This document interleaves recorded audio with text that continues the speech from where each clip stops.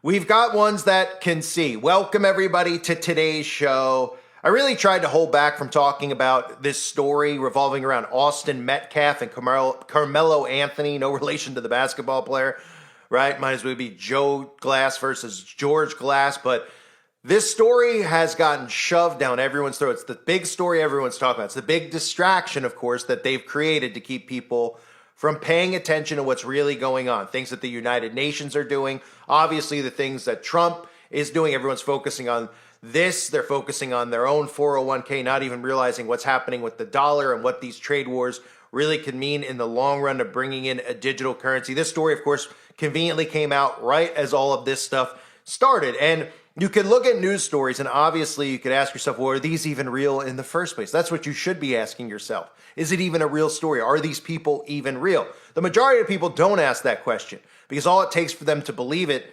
is a picture on the screen, which could easily be something that they use artificial intelligence to create or that they just manufacture themselves. They've been doing that for a long time. Right? We know obviously with the some of the stories that occurred at some of those schools and some of the photographs that they were just completely fabricated images. So nobody questions those things. They show them a picture and then they tell them a story and then they get sucked into psychosis. Here's your black child. Here's your white child, right? Here's team A. Here's team B. Conservatives go with the white. Democrats go with the black. And then, of course, they begin to ignite the fire underneath everybody by telling you more and more about the story.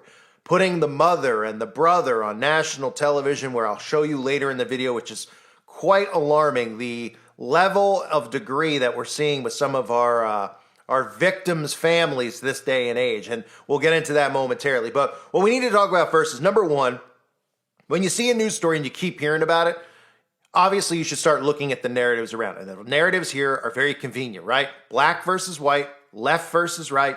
Who is victim? Who is not victim? Both sides think that the person, of course, the black automatically gets lumped in, even though it's supposedly a Christian family, gets lumped in with Democrats because he's black. And then the Democrats, of course, take the person supposedly responsible for this murder and turn him into the victim. It happens on both sides. They do this with one another. And it's important to note, okay, because this isn't something that people think about every day. There are close to 1,600 murders per year via knife in the United States of America. So we're talking multiple murders every single day that occur via a knife stabbing. Are you hearing about all those other murders on the news right now? Are you hearing about any other murders? Of course not. You're hearing about this one because this one plays into left-right paradigm. And then, of course, you have to look at it and ask yourself if it's even real in the first place. So now what we have, if you don't know the story, supposedly a teen stabbed another teen at a track meet. Of course, they try to pull you in with the whole narrative. Oh, the kids were just at school, and how could this happen? They went to a track meet. One was white, one was black, and now the supposed stabber, the supposed murderer, the black teenager, has come out and said that it's self-defense. And what you're seeing, of course, is a mirror, right? We know they love to invert things and use mirrors. Well, this is a mirror of the Kyle Rittenhouse situation, right? Remember that story that they shoved down everyone's throats for months and months and months, and everyone was distracted by, where they're quietly stripping our rights right in front of us, which is pretty much what the left-right paradigm is for anyone that doesn't really understand. You put the left in for 4 years, put the right in for 4 years. They continually change they change the Constitution, they change the bill, everything. They change it, they manipulate, they move things around. And little do people realize by the end of all of it that they've stripped us all of our rights by doing the things that they're doing. But nonetheless, everybody was distracted by this story. Remember, he was crying on the stand. He's supposedly responsible for killing some people, and it was in self-defense. And then, of course, the Democrats wanted him to go to jail, and the Republicans, of course, said that he was defending himself. It's the same story, just inverted, black and white. This is all part of the psychosis, and they're manufacturing it, right? So we have dual communism playing out. And then, you know, some of the pictures they even have showed, it's like hard to even imagine that these are real. I mean, these are identical twins with identical faces. And people go, well, of course, it's identical twins, right? Well, these could very easily be Photoshop pictures. But what I want to get into first is what they're talking about now is misinformation out there about who's the victim, who's not, what the police reports say. People are posting, of course, fake biopsies and all this fake medical reports online. But pay attention to this story and how it's crafted, okay? And listen to what they're saying here about how the GoFundMes are going on for both sides. The GoFundMe for the dead person and the GoFundMe for the murderer, right? And both teams are raising money for their particular parties because there's going to be a big charade of a trial. Because, of course, that's what we need, another big charade of a trial. So we could be divided more and choose a side and say that this person was not, so it wasn't self-defense. And these people get sucked into these stories that they manufacture and they shove down your throat. And they feel like they've got to stay on their side. They get all into it. They watch the case. They talk about the case. Most of the time, these cases aren't even real stories because the news itself is scripted. But listen to this and keep in mind, look out at the end there for your 33 code. The tragic stabbing death of a star athlete at a high school track meet is dividing America. 17-year-old track star Austin Metcalf was killed in an altercation in this stadium near Dallas. An athlete from a rival high school, 17-year-old Carmelo Anthony, is charged with first-degree murder. Now the police chief in Frisco, Texas, is calling for calm and calling for people to stop spreading misinformation about the case. His call to stop the rumors began after someone posted a fake autopsy online claiming that the victim was high on drugs and that the stabbing was not the primary cause of death. The police chief says none of that is true and posted, "Beware of those taking to social media to deliberately spread misinformation, hate, fear, and division." The victim's father, Jeff Metcalf, is also making an appeal. I've already heard some rumors and some gossip. This was not a race thing. And this is not a political thing. Please do not comment if you do not know what happened. This person made a bad choice and it affected both his family and my family forever. The accused killer, who was captured after a police chase, is claiming self-defense. He was actually hailed a hero in 2021 after saving a 6-year-old child from drowning in a hotel pool. Meanwhile, there are dueling fundraisers. A GoFundMe page for the family of the dead teen has raised $287,000 so far. A defense fund for the accused killer has raised $233,000. So, of course, you could see how they're portraying the supposed murderer as, well, wait, he wasn't really a murderer. He saved a drowning child, right? Maybe this whole thing was really self-defense. Maybe we're not getting the real story. It's obviously riling up the Democrats. It's riling up the Republicans that something like this could even happen. And anybody, as you heard in there, they were talking about, the story revolving around drugs and fake medical information, talking about maybe he was really on drugs. And they're saying, don't talk about that, right? We'll see some more things with misinformation as we always do. But anybody who believes the story is really the ones who are high on drugs, in my personal opinion, because these stories have way too many holes. You start with the $233,000 that has been raised so far. How convenient that that's the number that they chose to report at that specific time. Because, of course, right now it's probably way higher than that. It's also insane that people are donating their money to causes like this where there's just fictional characters involved and people just put hundreds of dollars into it, right? Pretty incredible that people actually would donate their money. They don't know these people. And that's really how we all know how this is a psychosis. Right? Nobody knows these people. They don't even know if they're actually alive. They don't even know if they existed in the first place. And they're donating money to GoFundMes because they have to. Because he's a Democrat. He's a black kid. I'm a Democrat. And I'm a black. I got to donate to him. Well, I'm white. And I'm a conservative. I got to donate to the white child, the dead child, for whatever reason, right? What's the money going for the black kid? Okay, it's going to his defense. What's it going for the white kid? Going to his funeral? He's having a $500,000 funeral? I don't know. But it's amazing how they say, well, fundraisers for the dead teen, fundraisers for the supposed murder. And now I have to show you this clip because this is the mother and the supposed twin brother who went on Fox News. And this is some of the, well, you could judge for yourself. I have to be careful with what I say. But I want you to watch how the mom cries and then stops crying and then smiles. And then even how they talk about, well, somebody is off camera on the side of the screen. Oh, it must be the father. They say, no, it's not. So somebody was mysteriously off camera, which is always a common thing that we see when these people do interviews the day after a tragedy. Somebody's off screen, right, giving instructions to the people who are speaking. There's rarely ever real tears involved. That's a common theme. Another common theme is that if one of your children were tragically murdered, I don't think you'd be running and jumping to go on national television on the news, would you? Why would you be? Could you imagine? I mean, I've lost pets before, okay? I don't have children, but I've lost pets before, and it's been pretty tough to get over, right? I could imagine, I actually couldn't even imagine having kids, but I can only imagine that a mother or a father who has a child that they've raised for 15, 16, 17 years, right? That long of a period of time, and then they just go, they're going out for the night, they're going to some school event, and that this occurs, and you're going on the news. I mean, these are all telltale signs. They always rush to get the family on television. There's always a rush. There's never like oh, finally, a month later, we hear from this parent who has been devastated by this. They're on the news the next day. And then, of course, the crocodile. We always see the crocodile. The motions of the hands over the eyes, but never any actual tears. And then in between the tears, there's always smiles and smirks. And then they snap right back into being straight-faced. Now, they try to make excuses for things like this, but to me, this story is very suspicious in the first place because you got a teen brother there, right, who is a twin who is now stepping in on the news. Well, how do people know that there was even a twin in the first place? How do you not know? I mean, nobody went to the school. You don't know what occurred. You don't know if it was a pop-up school. We all know that the school up at the Hook was shut down for years, right? It was shut down for years. And then it just opened magically. And everyone's like, no, how could you fake any of these things? The school's open, the people were there. How does anybody really know? They don't. They don't know. They only know through what they see and all the Instagram posts and everything else that they get sucked into. So those are the things we should be suspicious about before I play this video clip for you. Look out, of course, for the reactions of the mom. The brother is pretty calm for seeing his own twin. And they say, identical twins are like closer than most brothers are and sisters are to one another. Like there's some type of real spiritual connection to them because they look alike. I don't know. That's what I hear.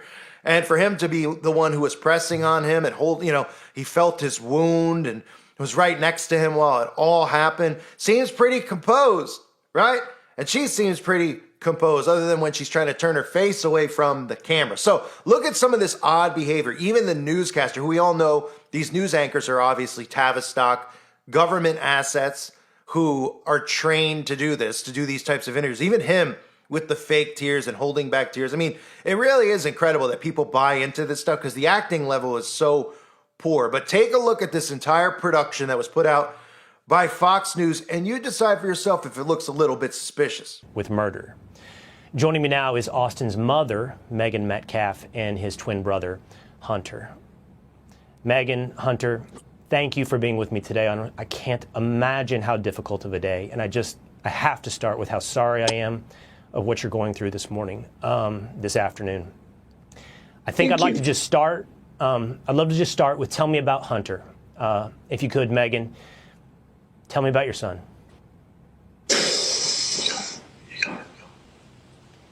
I think I can speak for her for a little bit, so she just calms down just a little bit. But as for me, I know I'm a little more, spontaneous. I like to do stuff all around and just get out of line sometimes. And, Austin's always was there to check on me and keep me straight so I wouldn't get in trouble and do anything like that. And then what happened, Austin? After your brother stepped up, what happened then? He stepped up over there, asked him to move, got aggressive, he grabbed the bag, and then I whipped my head around, and then all of a sudden I see him running down the bleachers, grabbing his chest, just blood rushing out. He said, he got stabbed, First I froze for half a second. I didn't know what to do. And then I saw him about to fall. I went to go over there. I grabbed him. I see. Stop. Yeah, I understand. Best I can to understand. Yeah, there was. You can see. You can picture what happened when what was coming out of his chest, and yeah. Y'all can visualize all this stuff. I don't want to put that on my mom right now, but I pushed my hand on there, trying to make it stop, and I grabbed his head and I looked in his eyes. I just saw his soul leave, and it took my soul too. I'm so sorry. I'm going to ask you one last question. I've seen interviews with your husband who I can hear in the side, by the way. I think he's there in the room with you. I saw an interview last night. Okay, someone else. Yes, okay. Yes, sir. But I have seen interviews with your husband in the last 24 hours, and it was remarkable to me that I heard your husband say, within hours of this, that he forgave this other young man, and he got there so quickly. And I honestly don't know that I could, and I just want to see, and I don't know if there's a right or a wrong place to be, especially as quickly as this has happened. Megan, how do you feel on that front today? I am not like their dad. I am so angry at that boy. And it's just not fair. That's all I have. I understand. I'd like to say this. It's forgave, not forgotten, but I'm not at that point yet to forgive that kid for what he did to my brother. Because, 17 years, my best friend, just there in the blink of an eye, I lost him. So I'm not at that point to forgive and forget, but eventually I will. But I pray for his family. I pray that they understand what we're going through as well. I just pray for everybody. I totally understand where both of you sit today on that front. I don't know that I could either. That's why I found it remarkable when I heard that from your husband. But everyone has to go through this their own way. I just pray that God goes through this with you both and your husband and the rest of your family. And I really appreciate you sharing this story with me and the rest of the nation. Megan, Hunter, thank you. Our prayers remain with you. Thank you, sir. All right. There is a GoFundMe, by the way, for the family of Austin Metcalf that is up now, which you can go and check out there to help his family heal. Austin Metcalf was 17 years old. We'll be right back. So to me, it looks a little bit suspicious, right? I mean, there's somebody off camera. Who is it? Well, it's your husband's off camera. I hear him. She's like, oh, it's not my husband. Well, you got somebody off camera over there? Usually there's a handler over there. For those of you that don't understand how most of this stuff works and how families get involved in this stuff, because you look at them and you go, well, they don't look like government agents. He doesn't look like one. Well, of course, we know they could dress him up however they want. But that's where the lodges come into play. That's where Freemasonry, Eastern Star come into play. And for the children, the Dee Malay and the Job's daughters. Okay? Most regular people don't understand what it's like to be in these secret societies because they just look at it like, what is it, part of being on a team? What, they would actually go out there and lie and make this stuff up? It's way deeper than that. These people take vows and oaths of secrecy and loyalty. And their loyalty is to one another above all, above God, above their family. And they do what they're told, and they do what's in the betterment of what they believe is the betterment of the brotherhood, the betterment of the cause. So who knows, what they could tell these people, look, you got to do this, right? We always talk about it with the events that happen at schools with guns, right? Well, there's an initiative there. And these people are all in on the same thing the UN is in on because they all work together. They're all networked in the same belief system. Or they say, well, nobody should have guns, like the image of the UN with the gun tied, right? That's what these people are, oh, and this is what you're doing it for that cause. You're doing it for this cause. And they go out there and they do what they're told. It's really hard for people to believe that they could potentially be actors. And I'm not saying 1,000%, okay? I'm just saying you have to observe these stories when they get shoved down your throat like this. This story is trending every single day. It's all they're talking about. So could it have actually occurred and it was conveniently a white kid and a black kid and then they go, oh, we got to shove this out there down everyone's throat? Yes, of course, because real events do happen. And they will pull a real story if there's a narrative that they can run with behind it that plays into the narrative that they're pushing already, which, of course, is racial division. This obviously mirroring the Rittenhouse story makes it look very manufactured, right? Biden's the president and what happened? Oh, we had the Rittenhouse story. The conservatives were already riled up as it was. They wanted it to be self-defense. He ended up getting off as self-defense. Now you get the inverted version. Trump's the president. You get the same exact type of story, right? This time it's a knife, a little bit different. But everybody's saying that the black kid's really the victim, who's a Democrat. Everyone who's white saying that this kid needs to go to jail. Then you start thinking about, wait a minute, self-defense rights, right? That's really what this is about, right? Because when whites were screaming self-defense, the blacks or the Democrats were screaming that it wasn't self-defense, that it was murder. And now you see the flip side of it. Now they're screaming that it was self-defense, right? And then what ends up happening? Well, we start redefining what self-defense is. All right, we start changing laws and rules, and that's the point of all this stuff. That's why they invert it for both sides. So look at it from those perspectives. Look at how the story has turned into this national story. And again, yeah, these things can be true, but then you start looking at the other stuff, right? They show you you're 33. They show you, they show you these identical twins. It's almost laughable in a sense. And that news clip is really what it comes down to. Because, I mean, we've looked at this stuff before. How many times have we seen these grieving moms? I mean, some of the stuff on the website, if you go through like the Academy Award shows that I've done, I mean, it's really comical. Where, it's the same day where a mom's child is gone and they're on the news and they go, I don't want your prayers, I want their guns, right? And you go, okay, that's not normal human behavior. Well, this also didn't look very normal. I mean, people will say, well, that's just people grieve differently. Well, for starters, people don't go on the news. They bow their head because they can't actually muster real tears, right? I mean, that's kind of common sense, right? I mean, I don't know about you. I mean, talk about your dog or your cat or your own kid. I mean, but your eyes start to swell up thinking about what could potentially happen, let alone it actually occurring. And then, of course, smirking in between, what we call the duping delight, the Gene Rosen, we like to call it, right? In between, or the father, of course, up there that we can't mention either. I got to be real careful here. I'm not looking to get, I'm not looking to build out the sheeple channel just yet. Trying to stay above water here, but lots of suspicious things. So most people look at these stories, and I only covered it mainly because of that mirror thing with Rittenhouse with self-defense. That's what we got to look at. And people out there should be thinking to themselves about why these stories get chosen and then get crammed down our throats, because crimes occur every day. And people go, oh yeah, they do occur. They don't know how many, right? They only know the ones that they hear about. And then they make it a big deal because they start playing at things that you care about. Oh, they make it into a Republican-Democrat thing. And then the Republicans go, can you believe they're raising funds for a killer, right? And then, of course, you look at the stuff that happened with Luigi Mangione, right? Same type of thing. They turn that deliberately, that psyop, which is exactly what it was, into a left-right type of thing. So this story obviously is a distraction. It's manufactured in a sense, because even if it's real, they're manufacturing out in the mainstream to use this as a weapon for the left-right paradigm and eventually a charade circus trial, which they're already building up now because they're telling you they've raised this, they've raised that. Oh, now these people need to run and donate their money like the sheeple that they are to potentially John Doe and George Glass.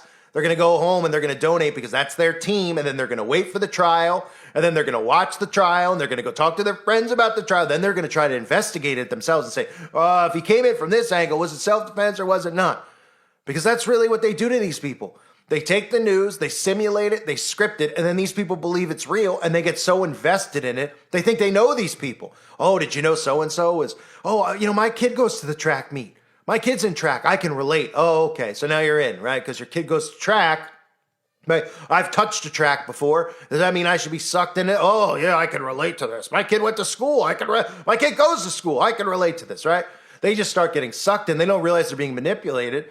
The next thing you know, their behaviors, their decisions, their thoughts are all being maneuvered. And that's how they herd humanity. No pun intended. So let me know what you think about this story. I talked about it passively in another video, and everyone out there was like, oh, no, don't. That can't be. It has to be, right? Because people get sucked in. What do you mean it has to be? Why does it have to be real?